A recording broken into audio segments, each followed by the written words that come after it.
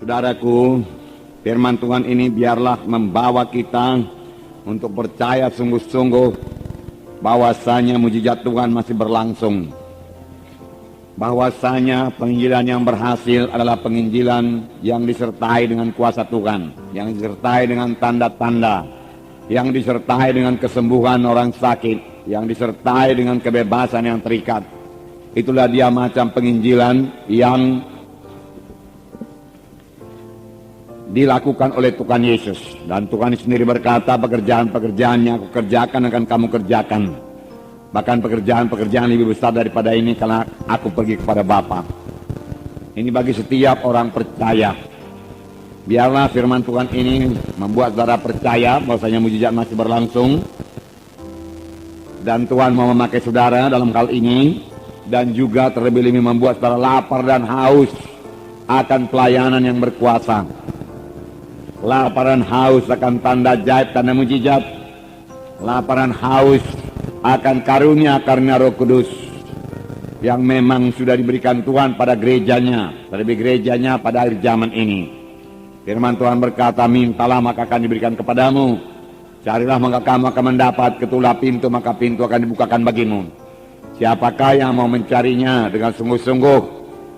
Nah, oleh sebab itu mari kita rindukan, saudaraku, kuasa dan tanda mujizat Tuhan ini. Jangan puas, saudaraku, dengan pelayanan yang biasa-biasa saja. Ya, harus terjadi mujizat Tuhan dalam tiap-tiap kebaktian kita. Amin. Karena Tuhan kita ajaib adanya. Kalau saudara membaca kitab Kisah Para Rasul, karena itu kisah perbuatan dari Roh Kudus. Amin. Ya, mujizat Tuhan banyak kali terjadi dalam Kisah Para Rasul. Dan biarlah pada akhir zaman ini lebih banyak lagi mujizat Tuhan. Amin. Kita akan membaca Kisah Rasul pasal 8 ayat 1 sampai 13. Haleluya. Jadi Simon yang tukang sihir ini juga takjub melihat tanda-tanda dan mujizat-mujizat besar. Tanda-tanda yang besar, mujizat-mujizat yang besar terjadi. Jadi banyak tanda, banyak mujizat. Amin.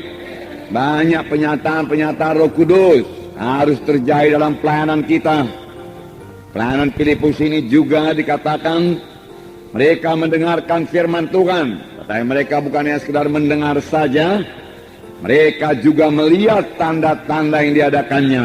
Setelah mereka mendengar firman Tuhan dan melihat tanda-tanda yang diadakannya, tanda mujizat yang tidak bisa dilakukan dengan kekuatan manusia, mereka dengan bulat hati menerima apa yang diberitakannya itu. Sebab dikatakan dari banyak orang keluarlah, orang-orang yang kerasukan keluarlah roh-roh jahat itu dengan suara keras. Berteriak dia.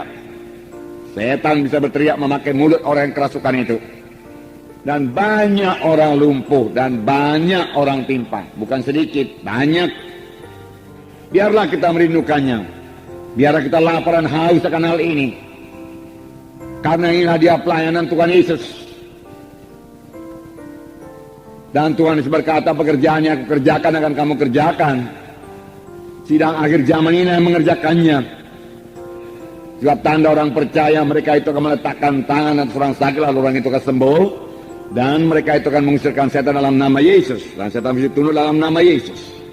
Nah, saudara, setan bekerja sepanjang zaman.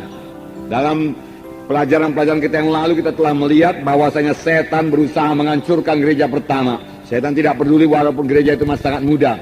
Lebih cepat dihancurkan lebih baik. Itulah dia setan. Ya, pada waktu terjadi mujizat Tuhan, orang lumpuh disembuhkan, saudaraku. Kemudian mereka mengancam rasul-rasul dan berkata kepada Petrus dan Yohanes, jangan lagi mengajar dalam nama Yesus. Kami tangkap engkau. Kami punya kuasa menangkap engkau. Kalau engkau mengajar lagi dalam nama Yesus, diancam.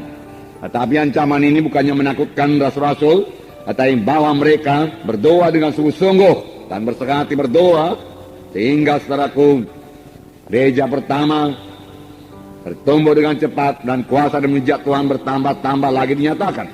Amin, saudara. Firman Tuhan mengatakan demikian. Bertambah-tambah lagi dinyatakan. Mujizat-mujizat terjadi dan banyak orang diselamatkan. Dalam Kisah 5 ayat 12 saya bacakan kepada saudara. Kisah 5 ayat 12. Dan oleh rasul-rasul diadakan banyak tanda dan mujizat di antara orang banyak. Semua orang percaya selalu berkumpul serambi Salomo dalam persekutuan yang erat. Jadi bukan berpihak-pihak mereka, dalam persekutuan yang erat. Amin. Nah, milikilah persekutuan yang erat sama lain. Persekutuan yang erat. Dalam satu sidang harus ada persekutuan yang erat. Harus bersehati supaya sidang itu bisa diberkati Tuhan. Amin. Rumah tangga yang bersehati adalah rumah tangga yang diberkati Tuhan. Amin. Ayat 14.